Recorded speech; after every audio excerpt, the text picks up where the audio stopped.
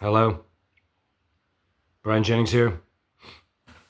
Welcome to your daily dose of reality. I find myself in a sea change.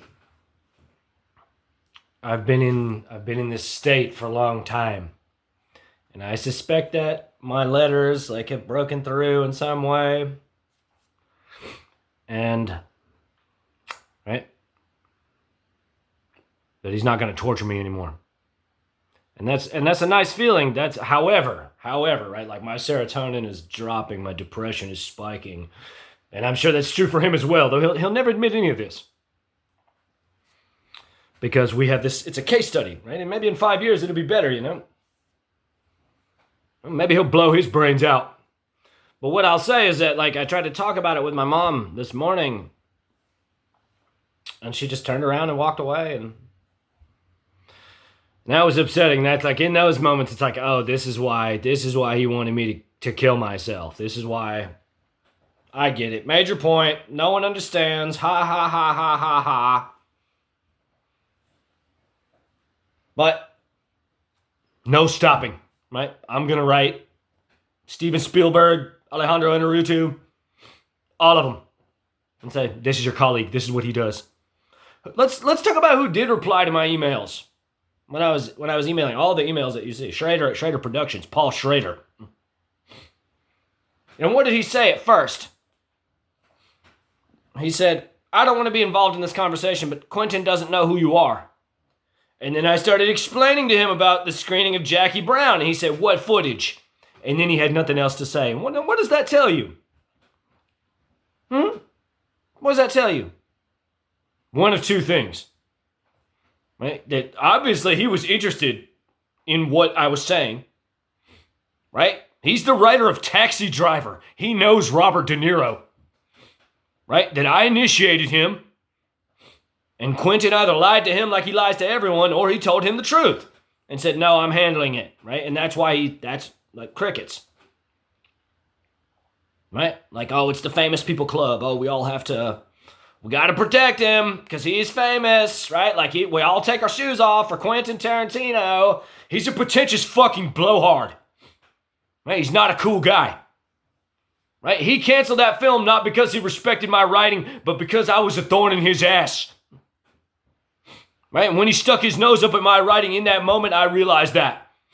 Right? That he's fucking gonna walk me around like a show pony and say, oh, see, look at this weird monkey in a cage that I brought up from nothing. Oh, look at what a cool guy I am.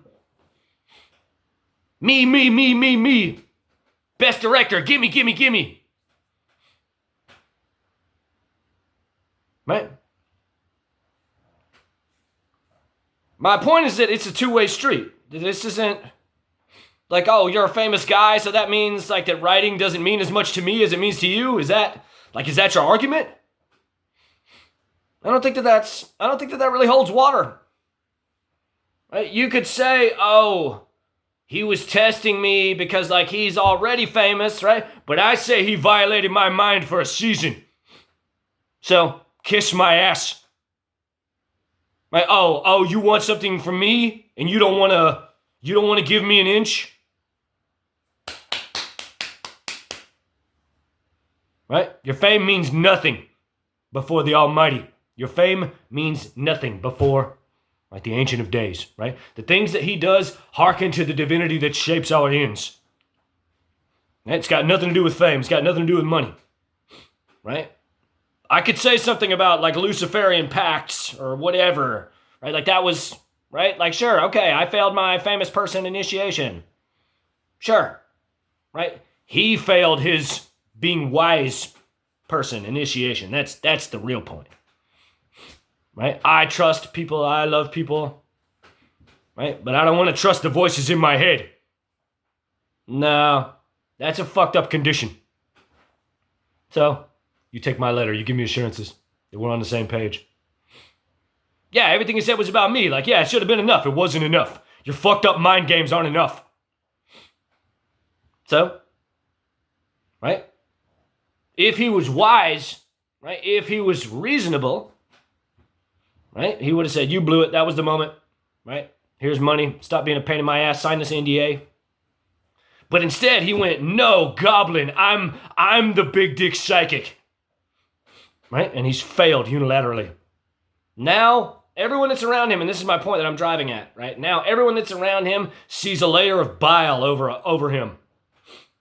That when they think of Quentin Tarantino, they think of me. When aemanuel dies, right? When he meets his maker, he's going to think of me. When Mike Simpson dies, he's going to think of me. And when Stacey Sher dies, they're going to think of me. They're going to say, what have we done? What, like, did we allow Quentin to torture this man for a year? For a year and a half? Right? With a disgusting power that no court can ever try you on. That's like, this is, right? Oh, you want to talk metaphysics? You want to talk, oh, this is the game that we're playing? Right? You've tarnished your soul forever. Every single one of you. Right? And he can look you in the eye and lie.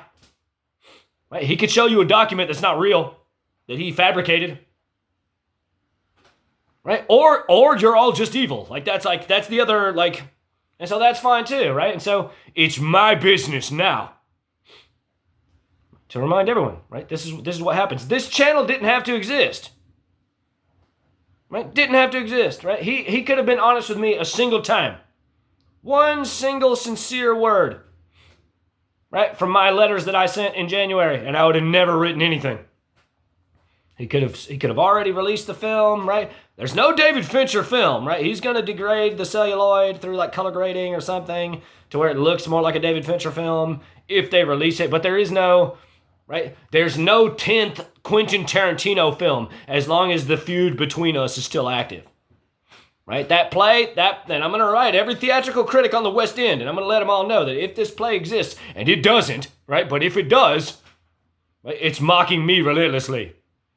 It's some pathetic, evil, oh, ha, ha, ha, ha, tee, hee, hee, hee, I'm famous so I can say whatever the fuck I want about you, and all you can do is sue me. That's all you can do.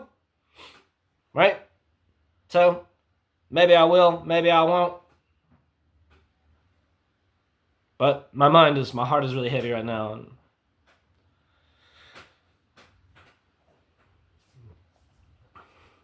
I never wanted a diseased relationship. I didn't want to spend months on the street, like, listening, right? And now my mind goes to really dark places when I think about what he was trying to do.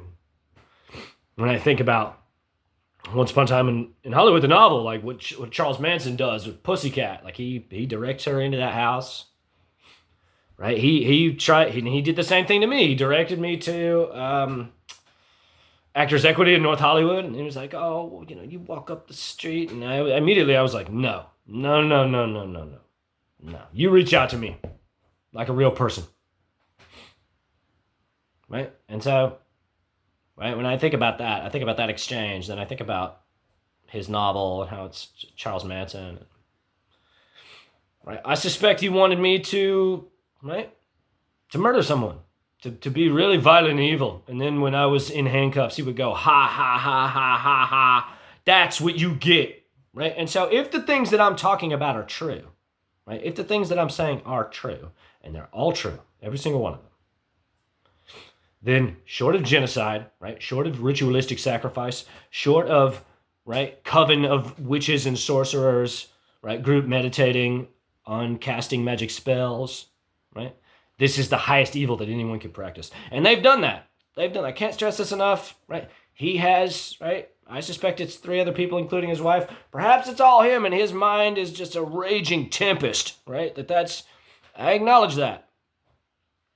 But it's not likely. It's not likely. He has people, and they've done evil things, the most evil things that anyone can do to someone, to make me believe they're poisoning me with the destroying angel mushroom and giving me AIDS and all these things. It's the ugliest evil anyone can practice, right? That he can always deny. Like this is like that's, right? Don't know what you're talking about. Oh, how unfortunate, he's lost his mind. Right? And so now this is my charge. This is my cross to bear. Right? That I have to write everyone around him and say, you can believe his horse shit, that you can, right? Or you can elevate your understanding and say, no, I have no reason not to trust him. Here's a better question, right? Put him on a polygraph, right? Like put us both on polygraphs, right? That's, right? And so that's the first thing I'm jumping to if I ever sue this motherfucker in open court, right? And I don't have to, right? He's never gonna he's gonna settle immediately. So I suppose I don't have anything else to talk about, right? I've been trying to move on for a long time. Long fucking time. And so he's been shooting this movie, right? This abomination, this dumpster fire. The Continuing Adventures of Cliff Booth, which again is a fuck you to me, right? Because Cliff Booth and Brad Pitt are the same person, right? He murdered his wife in the first one. What's he gonna do in the second one? Something violent, I bet. Right? Quentin's a violent guy, right? What's that wife of his into? Right? Fine fucking witch. Hot nepotism slut, I have no doubt. He puts dog collars and shit on her, all of it.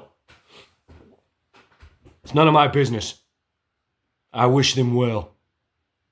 But I'm gonna talk about it. Forever. See what's good in your life. Life is not an accident. Life emerges out of a psychic intellectual pressure. And when you are aware that the conscious field which permeates your individual consciousness exists evenly distributed in all of space, you can tap your individual consciousness into the non-locality of the conscious field and find persons or places. And the highest levels of that understanding sees you fracturing and manipulating the hologram of space into your suited desire, just like God. Like, comment, subscribe, share. Let me know what you think.